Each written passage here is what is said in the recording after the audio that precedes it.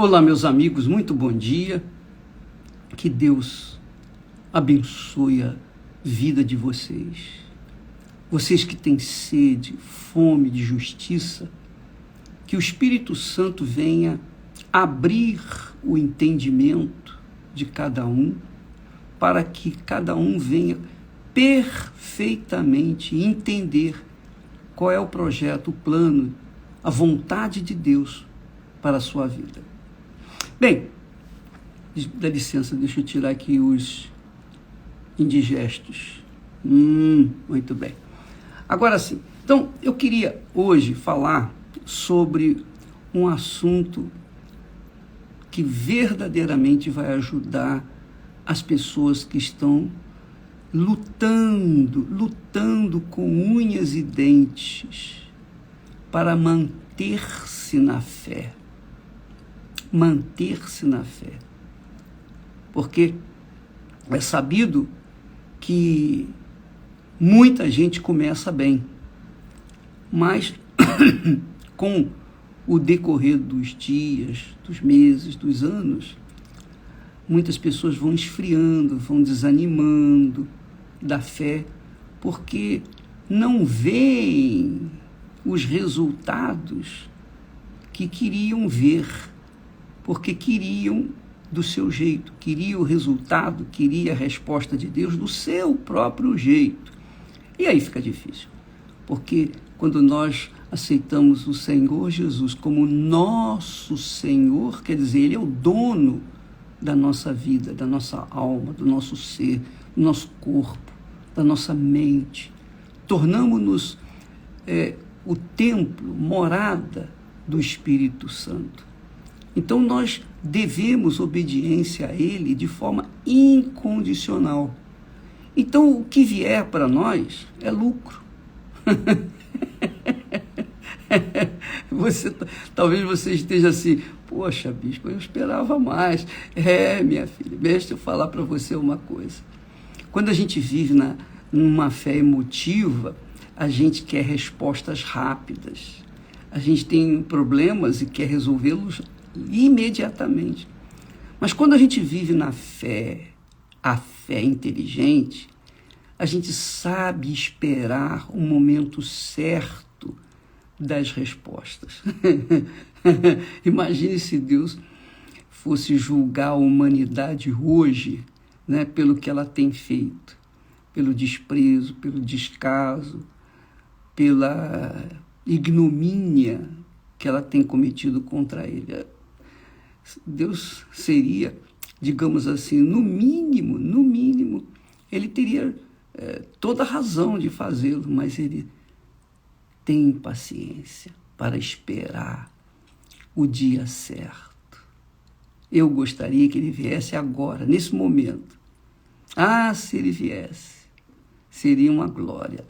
Mas, enquanto ele não vier, então nós temos que aguardá-lo, mas mantendo a chama da fé acesa.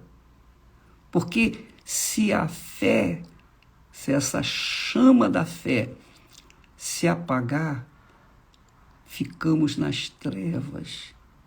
E nós vamos ver isso agora, nesse breve estudo que nós vamos fazer, todos os dias, vamos falar aqui sobre como você defender a sua fé. Primeiro você tem que reconhecer quem é o seu inimigo. Primeiro você tem que identificar quem é o seu maior inimigo. Aí você diz assim, bispo, isso eu já sei que é o diabo.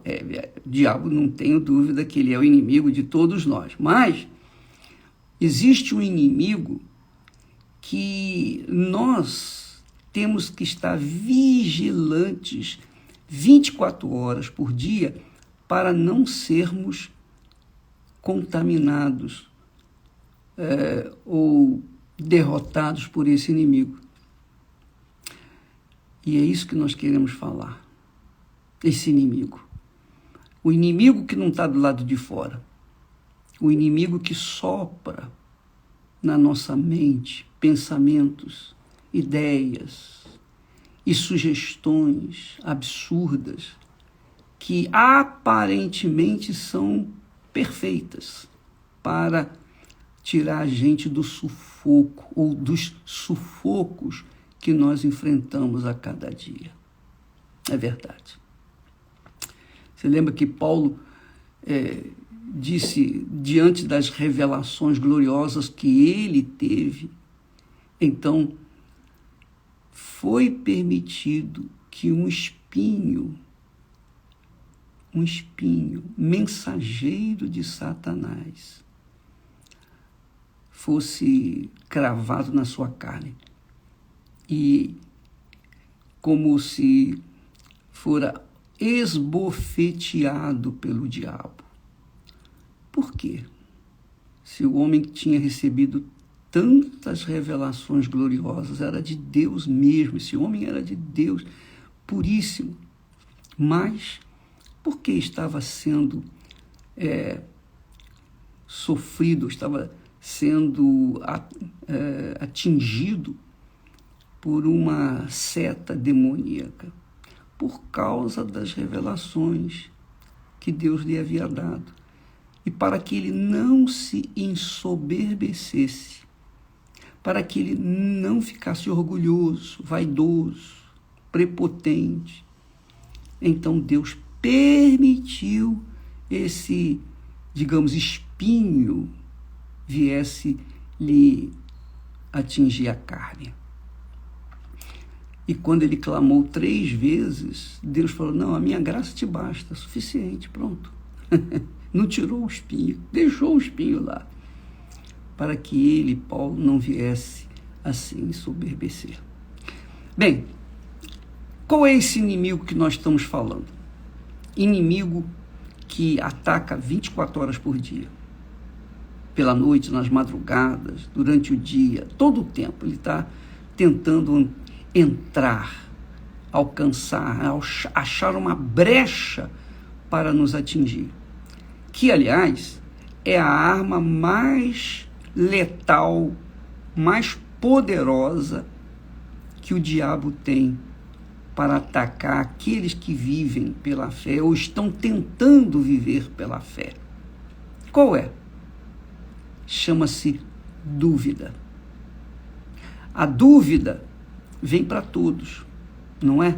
Você tem o Espírito Santo, a dúvida vai vir para você. Você não tem o Espírito Santo, você vai ter mais dúvidas ainda. A dúvida é um mensageiro, a mensageira do diabo para incomodar a nossa fé, incomodar o nosso ser, tirar a gente do sério, criar reações para que nós venhamos nos entregar a ela as dúvidas e, consequentemente, fazer-nos perder. O que eu estou dizendo para você? Vamos trazer aqui isso num exemplo clássico, um exemplo que Deus nos deixou através do próprio Filho Jesus. Quando Jesus estava no deserto, e ele foi levado ao deserto pelo Espírito Santo. Quando ele foi levado para o deserto, Jesus sabia da guerra que iria enfrentar. Não foi no primeiro dia, não foi no segundo dia, nem no terceiro dia. Ele, sabendo de antemão que teria que estar em vigília permanente, ele ficou em jejum 40 dias e 40 noites.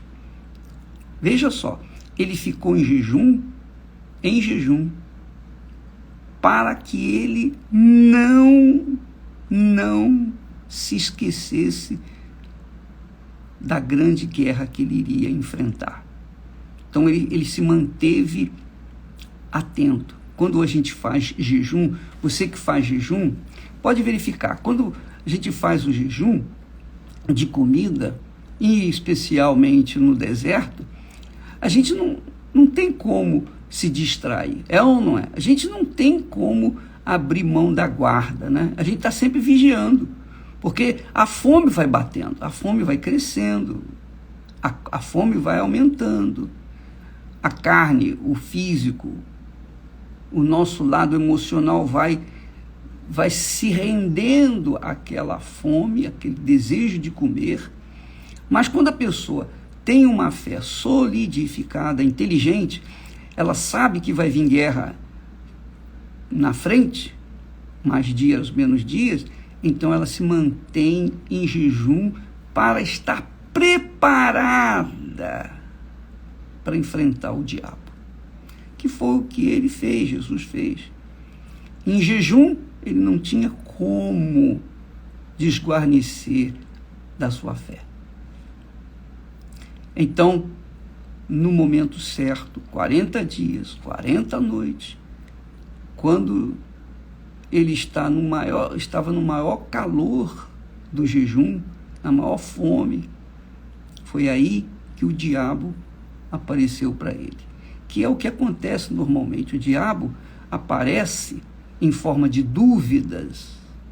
Em forma de dúvida, através de amigos, parentes, conhecidos, enfim, pessoas que nos rodeiam, vêm e trazem dúvidas e fazem aquelas sugestões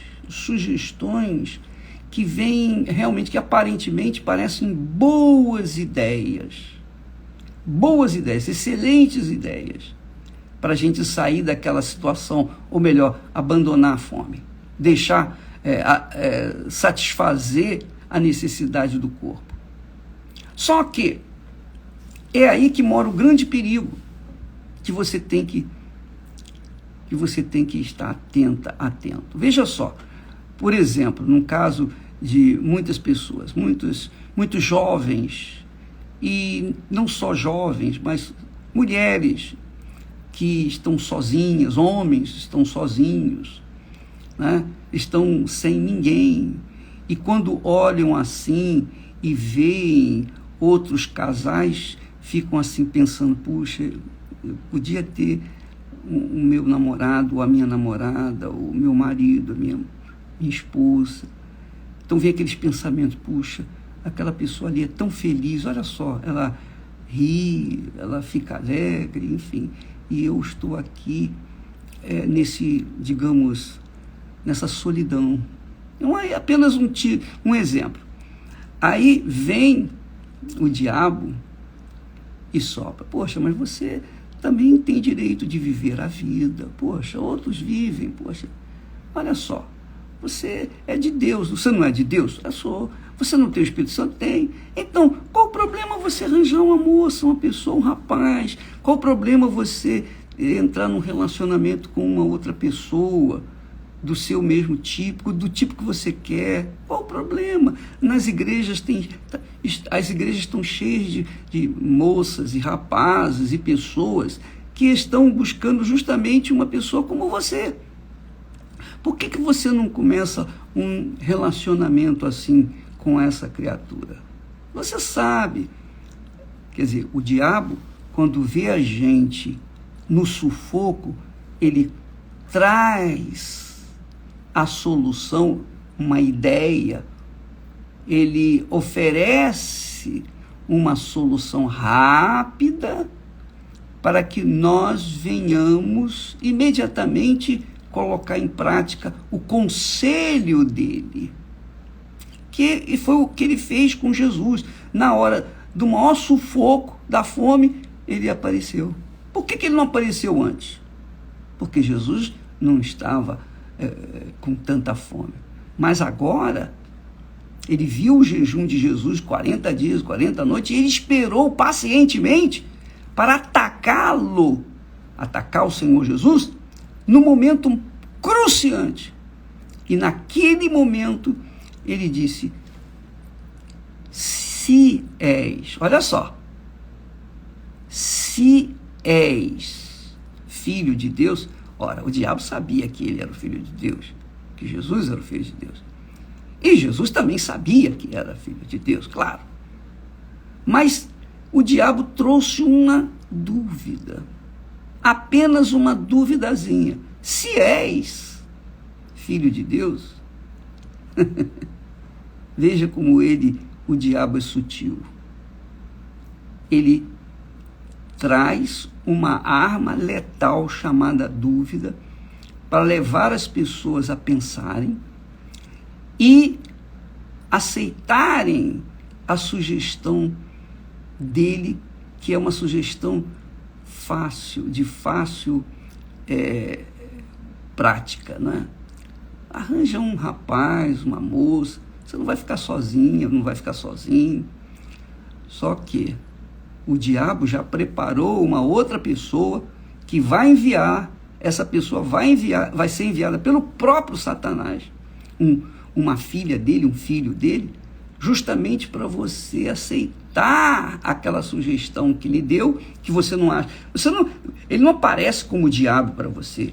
Ele não vai aparecer como o diabo, ele vai aparecer como um pensamento, uma ideia, uma sugestão, que do nada cai assim na sua cabeça. Aí cabe a você decidir, aceita ou não. Mas antes de você decidir, você tem que identificar de onde veio aquela ideia, aquela sugestão, aquele pensamento. Se presta atenção, por favor, muito importante isso. Se é algo para resolver o problema facilmente, imediatamente, então desconfia. Desconfie. No mínimo, desconfie. No mínimo, desconfie. Porque é óbvio que aquela facilidade vai trazer dificuldade amanhã. Aquela facilidade naquele momento vai gerar uma dificuldade pior do que você está enfrentando hoje, no dia de amanhã. Então, amiga e amigo, é assim que o diabo trabalha. Ele trabalha com a dúvida e ele vem com ela na hora mais crítica, no maior sufoco da nossa vida. Ele vem e oferece uma sugestão. Por exemplo, no caso, hoje nós estamos vivendo na pandemia. Não é um assunto que diz respeito a mim falar, mas apenas a título de exemplo. Hoje, por causa da pandemia, o mundo está de joelhos pedindo, pelo amor de Deus, me dá uma vacina.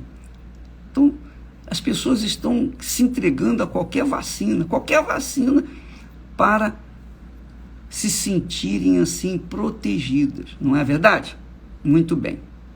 E eu não estou aqui condenando as vacinas de forma nenhuma. Eu não sou médico, eu não sou técnico nessa situação, o assunto não é um assunto meu, eu não conheço, então eu não posso falar. Mas eu posso avaliar, por exemplo, no meu caso.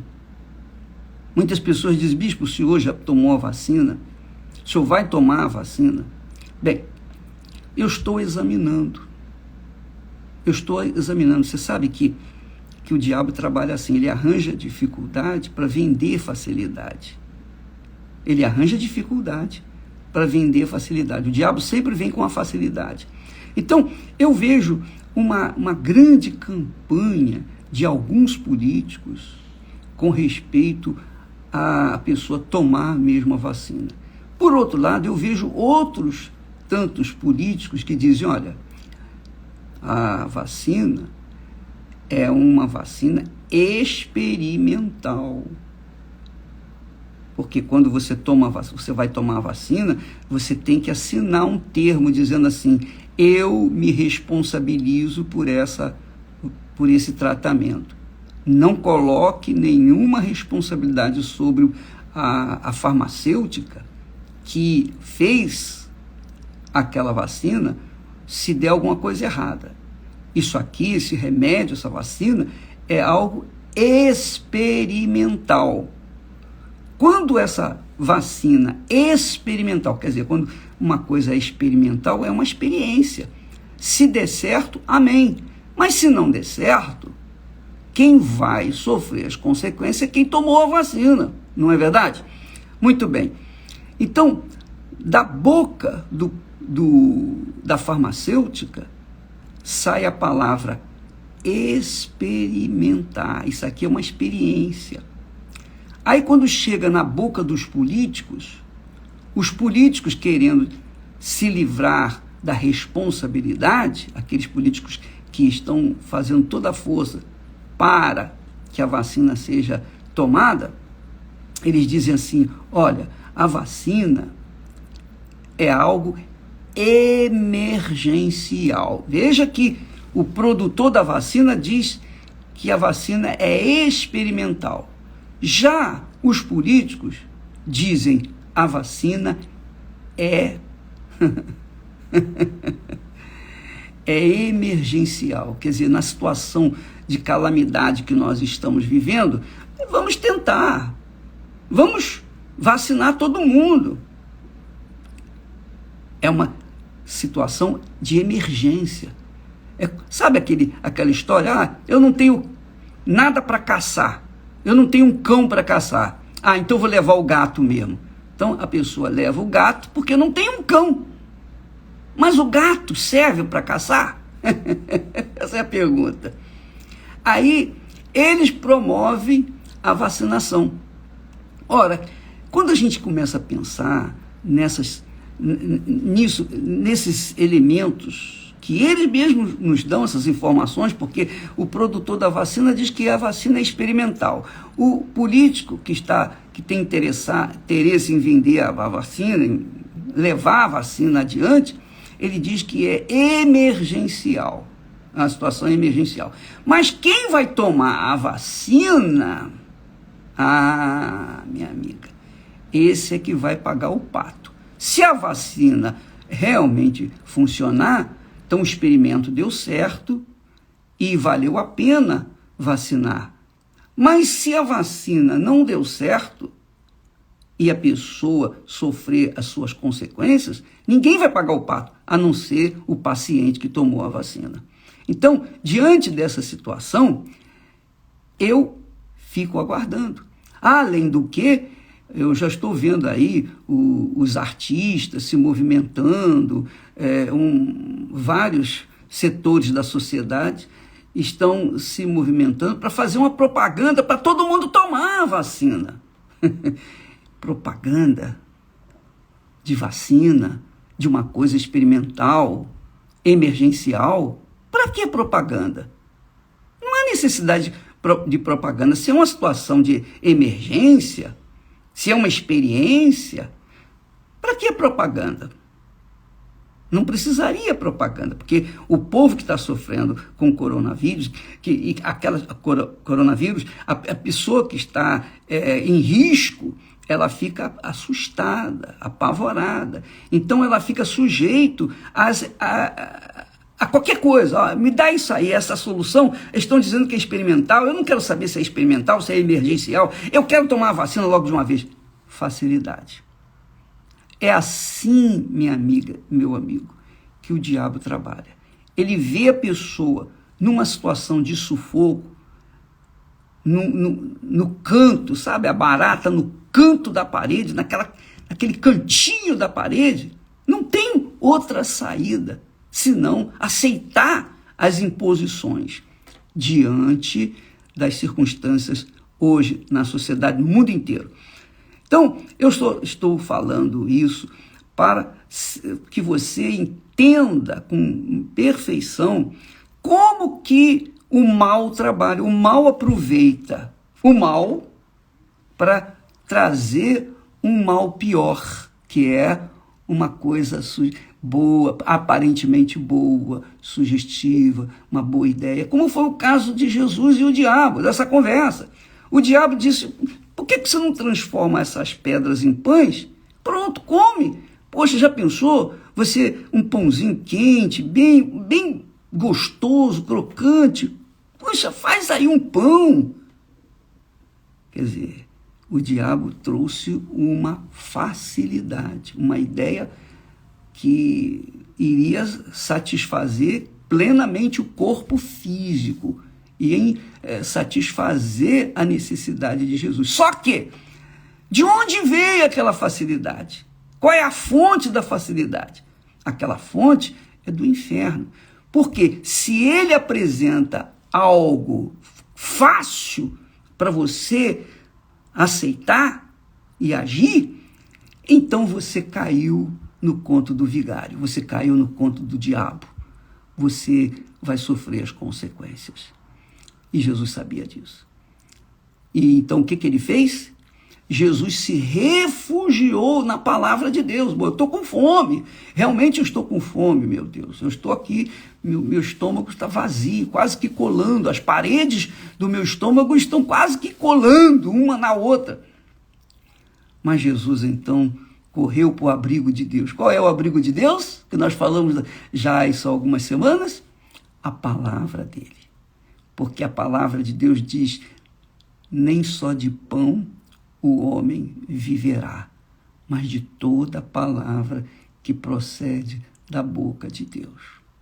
Leia depois o capítulo 4, a partir do versículo 1, esse texto de Mateus. Mateus capítulo 4, você vai ver a tentação de Jesus, como é que o diabo é sutil. Ele oferece a facilidade para que os tolos, os que não têm uma fé inteligente, porque com a fé inteligente a pessoa pensa, não, peraí, isso aí tem muita facilidade, tem muita vantagem, tem alguma coisa por trás disso. Alguém vai ser prejudicado para que alguém possa ganhar. Então, não, eu vou esperar. Jesus viu isso. Não, nem só de pão o homem viverá, mas de toda a palavra que procede da boca de Deus. Então Jesus firmou a sua fé na palavra de Deus, se abrigou no abrigo do Altíssimo e venceu aquela primeira batalha. Depois o diabo veio com outra conversa, a segunda, e Jesus, da mesma forma, usou da palavra de Deus para retrucar, para vencer o diabo. E na terceira vez, o diabo se viu perdido, porque ele sabia que Jesus realmente era o Filho de Deus e que ele não era um bobo para cair no conto do vigário, de forma nenhuma. Minha amiga e meu amigo, no dia a dia, todo dia você tem facilidades. Cuidado, você tem dificuldades e as facilidades que vêm do diabo, porque Deus não facilita para a gente. Deus não facilita. Não foi assim quando o povo de Israel saiu do Egito. Você vê, ele foi por 40 anos pelo deserto. Por que Deus não o levou direto à terra prometida? Por que ficou ainda 40 anos lá no Sinai, no deserto? Por quê? Por que teve aquelas dificuldades todas? Por quê? Por quê? Porque Deus queria ensinar o seu povo a viver na dependência dele. Quer dizer, viver na dependência de Deus é viver na dependência da palavra que ele falou.